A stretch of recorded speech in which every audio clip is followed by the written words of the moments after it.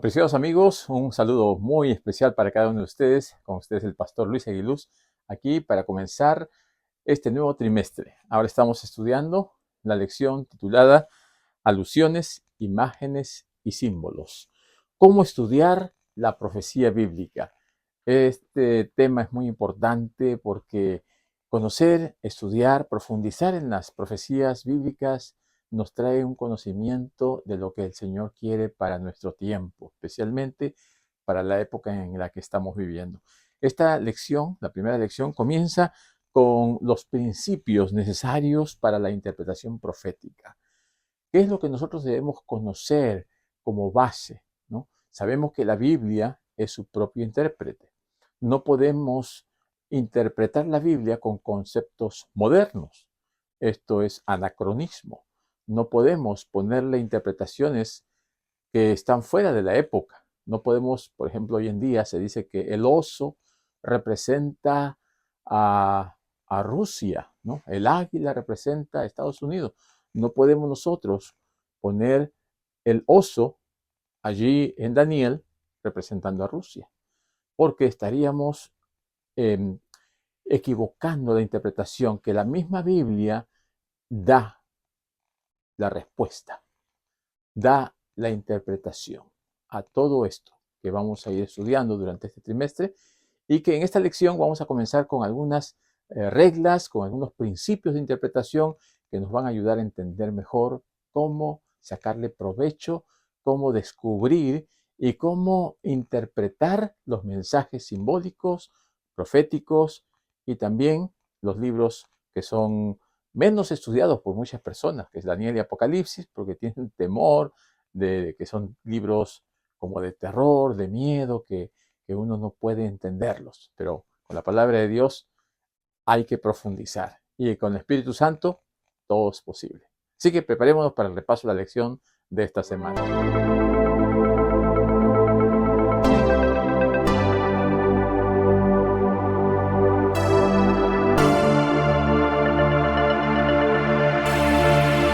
Mis apreciados amigos, queremos una vez más darle gracias a Dios y a cada uno de ustedes por el apoyo que nos dan cada semana. Al comenzar un nuevo trimestre, tenemos nuevos desafíos. Queremos que cada uno de nosotros, al tener nuestro folleto, estudiarlo, profundizar y sacar las lecciones a través de ese contacto con la palabra de Dios. Así que les animamos para que sigan adelante. Y también apóyennos con su suscripción, si no lo han hecho hasta ahora. Y mis amigos, también queremos agradecer a nuestro hermano Ezequiel Peña, quien nos acompaña cada semana. Vamos a dejarle a él y regresamos. Sino alábese en esto el que se haya de alabar, en entenderme y conocerme, que yo soy el Señor, que actúo con bondad, justicia y rectitud,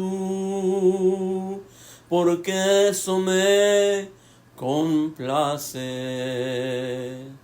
Si no alábese en esto el que se haya de alabar, en entenderme y conocerme, que yo soy el Señor, que actúo con bondad, justicia y rectitud,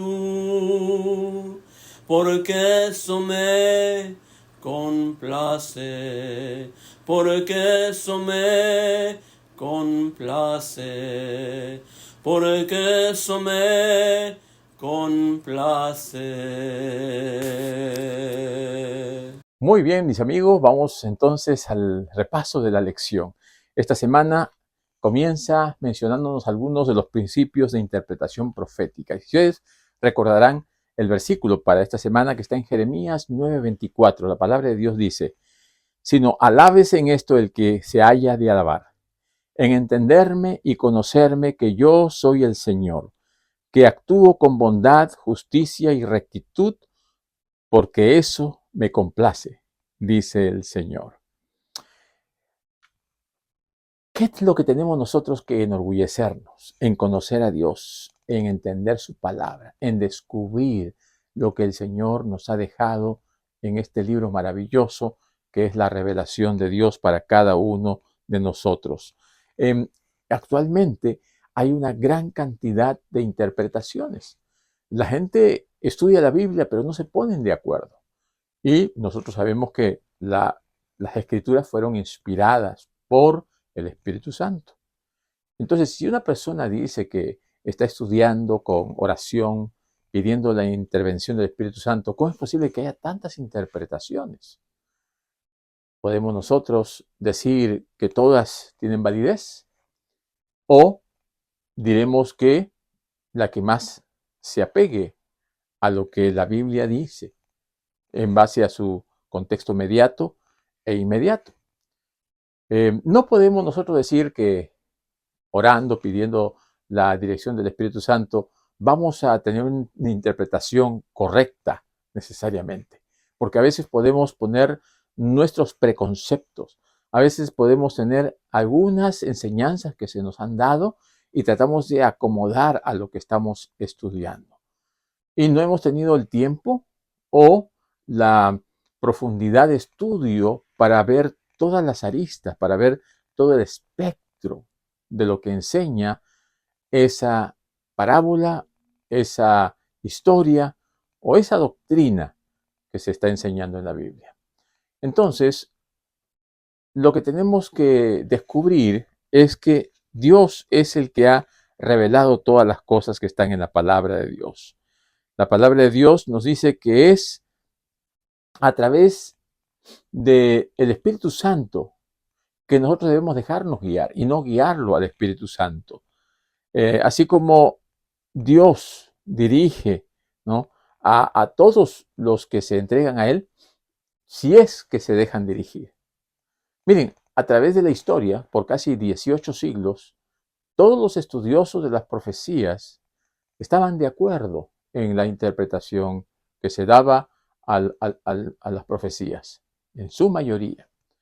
Después del siglo XVIII comenzaron a aparecer otros estudiosos que traían interpretaciones que decían, no, esto se aplica para el futuro, no, esto ya se aplicó en el pasado, y comenzaban a dar interpretaciones antojadizas, lo cual ha creado un montón de conceptos. Tú puedes ir a una librería y encontrarás libros de profecía de diferentes tipos, ¿no? Algunos que hablan del rapto secreto, otros que hablan de que va a haber una segunda oportunidad después de la muerte, otros que hablan de que uno cuando se muere se va, y algunos que han regresado y han contado cosas que le sucedieron.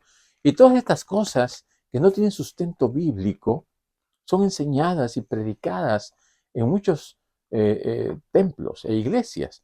Entonces, ¿qué es lo que tenemos nosotros que hacer como hijos de Dios para estar encaminados correcta y adecuadamente? En la palabra de Dios dice, en Mateo 24:15, ¿no?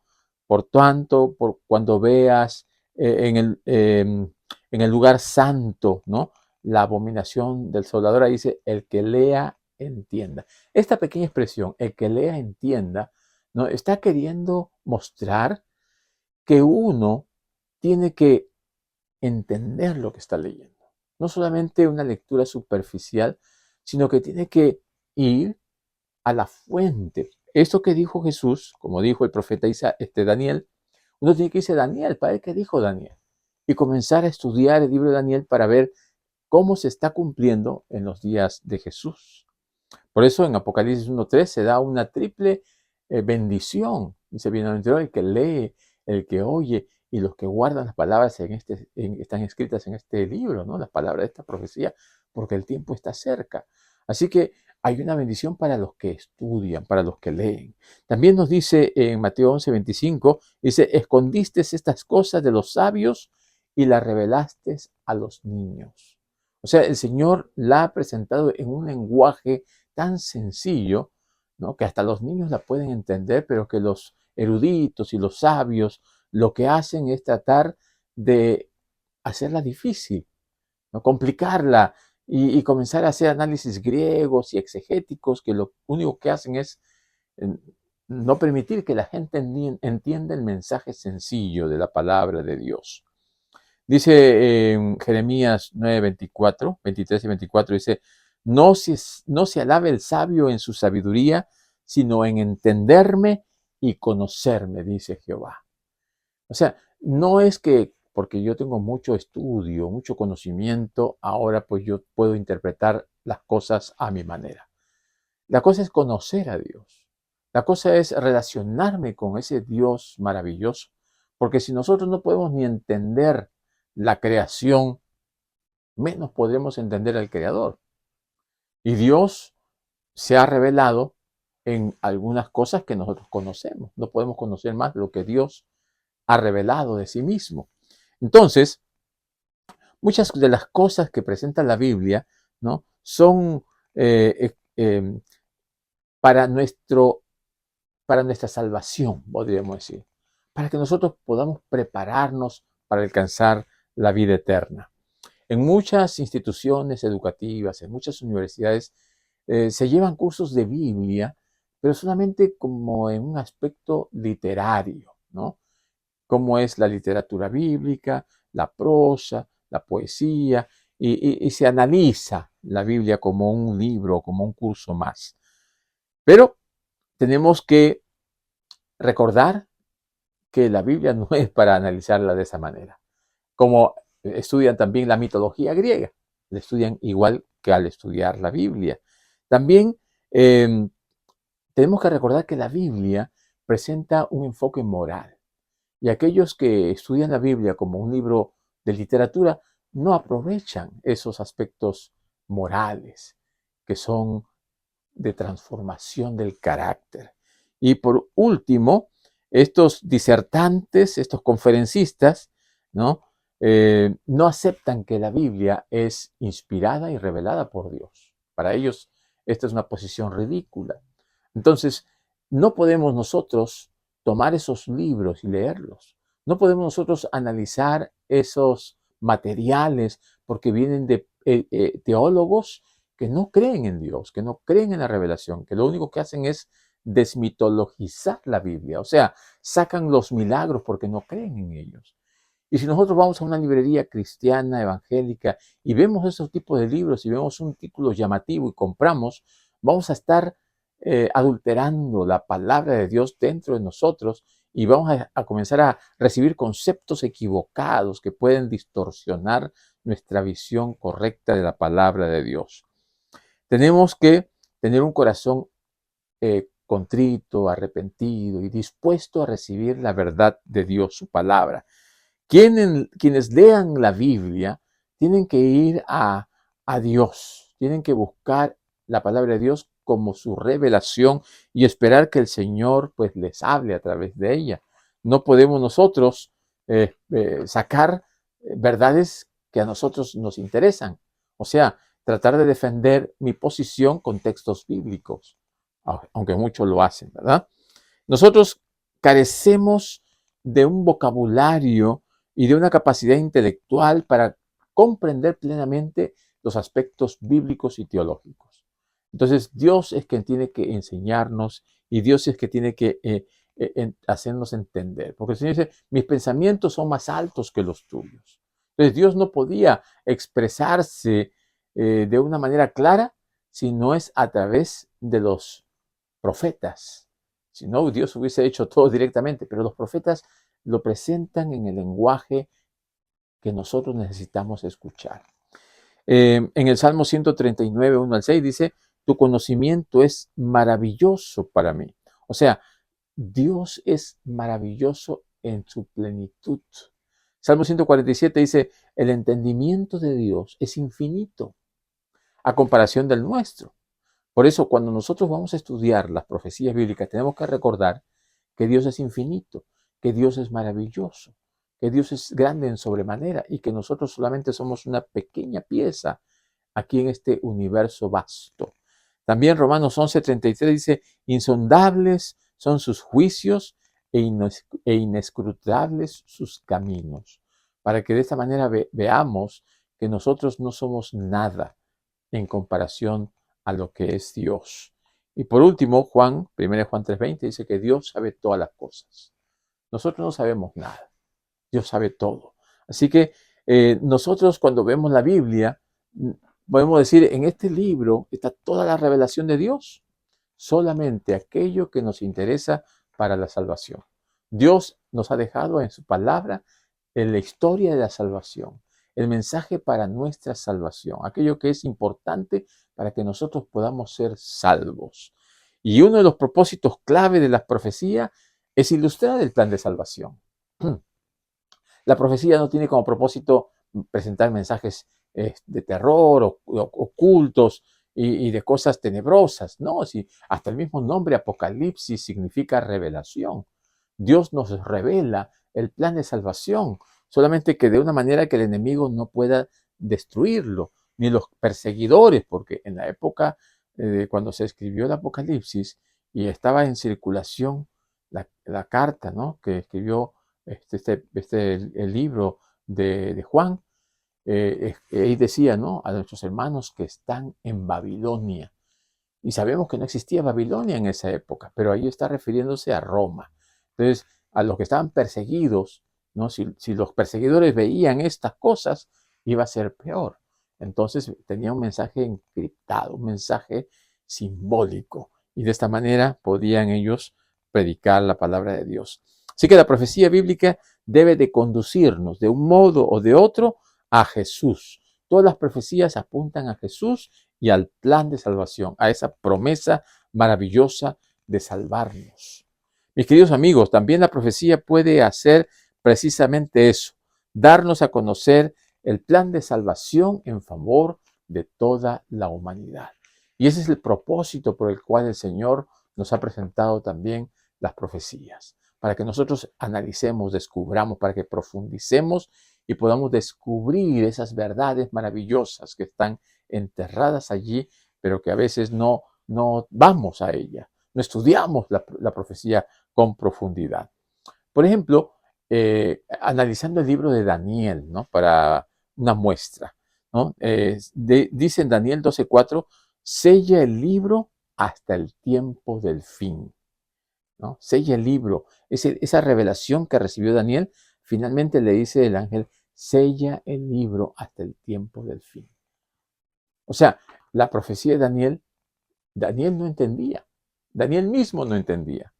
Y a través del tiempo hay muchas personas que no han entendido, no han comprendido. ¿Por qué? Porque estaba sellado hasta el tiempo del fin. Ahora, en comparación en el Apocalipsis, por ejemplo, Apocalipsis 22:10 dice, no selles las palabras de la profecía porque el tiempo está cerca, ¿no? Y también se nos dice en el Apocalipsis, dice, ¿quién es capaz de abrir este libro y de abrir sus sellos? El Cordero inmolado. De esta manera nosotros vemos que en el tiempo del fin, Jesucristo es quien abre esos sellos. O sea, para el tiempo del fin se descubre el velo profético. Ahora tenemos una comprensión más clara, más panorámica, más precisa de lo que es Daniel y Apocalipsis. El Apocalipsis debía entenderse desde el principio, porque el tiempo estaba cerca, a diferencia del libro de Daniel. Y Daniel, pues, extendería más claramente en un futuro lejano. También el cumplimiento de las profecías de Daniel y Apocalipsis iban a tener su cumplimiento después del tiempo prefigurado, ¿no? 1260 años. Y después de estos 1260 años, después del año 1798 es cuando se comienza a abrir el estudio de la palabra de Dios, a estudiar profundamente las profecías bíblicas. Es así como William Miller, un predicador de inicios del siglo XIX, comenzó a estudiar la Biblia y a descubrir verdades. Y él fue el que originó, dio inicio al gran movimiento adventista, ¿no? E inició una cadena de acontecimientos que llegaría a formar la iglesia remanente con ese mensaje claro y oportuno, ese llamado, esa predicación, el mensaje de los tres ángeles. O sea, ya estaba comenzando a partir de 1844 el tiempo del fin, cuando se tenía que predicar estos mensajes proféticos. El nacimiento de nuestro movimiento mundial es un cumplimiento de la predicción de Daniel de que el conocimiento aumentaría en el tiempo del fin. A veces nosotros entendemos como que cuando dice allí la ciencia aumentará, pensamos que se está refiriendo a la ciencia, tecnología, a todos los descubrimientos, y cuando dice y correrán de aquí para allá, pues trasladarse de un lugar para otro. Lo que está hablando aquí, de acuerdo al contexto, es el conocimiento bíblico, es el estudio de la palabra, es al llevar el evangelio a diferentes lugares y de esta manera comprobar que lo que la palabra de Dios está diciendo es que antes de que Jesucristo venga por segunda vez, el evangelio tenía que llevar a todos los rincones de la tierra. Por ejemplo, enseñanzas equivocadas que estuvieron enterradas allí por tantos siglos, ¿no? Una de ellas que se descubrió fue el sábado, ¿no? El sábado, cuando se descubrió, muchos lo agarraron como parte de una verdad que había estado enterrada, pero muchos no quisieron aceptar, se quedaron con el día domingo. Pero la única evidencia del sábado está en la Biblia, ¿no? Que fue instituido por Dios desde la creación, que está ahí refrendado en el Sinaí, en los 10 mandamientos. Vemos que allí también se guardará en el cielo nuevo y la tierra nueva, como es Isaías. Vimos que Jesús lo guardó, los apóstoles. Entonces, si allí encontramos en la palabra de Dios suficiente evidencia para el sábado, ¿por qué guardamos el domingo? Dios es un Dios eterno, Dios no es un Dios que cambia, Dios es un Dios que mantiene sus mandamientos para siempre. Entonces no podemos nosotros interpretar a nuestra manera o cambiar las cosas porque alguien por allí se le antojó cambiarlas. También, por ejemplo, con respecto a la muerte, ¿no? Se enseña de que una persona cuando muere inmediatamente ya va a recibir su recompensa. Puede ser la vida eterna o puede ser allí en el infierno, lo cual no es correcto. La Biblia dice claramente que es un sueño, que cuando Cristo venga por segunda vez, los despertará, ¿no? Entonces, todas estas enseñanzas están en todos los rincones de la tierra, en una y otra religión, enseñándole a la gente cosas que no dice la palabra de Dios. Así que la misma palabra de Dios dice allí en Mateo 5:18, dice que Jesús vino a cumplir la ley y no cambiará ni una jota ni una tilde de esta ley hasta que todo haya pasado, ¿no? También se le dijo a Timoteo, ¿no? Que desde la niñez has conocido las sagradas escrituras, las cuales te pueden hacer sabio para la salvación. Y el conocer las escrituras es lo que nos da esa sabiduría para conocer a Dios, para acercarnos a Él, para poder prepararnos para la vida eterna. Y así como Timoteo, también nosotros tenemos que tener ese acercamiento y esa preparación para compartirla con los demás. También recordemos cuando Jesús se encontró con aquellos dos discípulos que iban hacia Emaús y que estaban allí tristes y le dijeron a él que no sabes tú lo que está pasando, y entonces Jesús le comenzó a hablar, ¿no? Que estaba impresionado de su falta de confianza y fe. Y dice que comenzó a explicarle las escrituras desde Moisés, ¿no?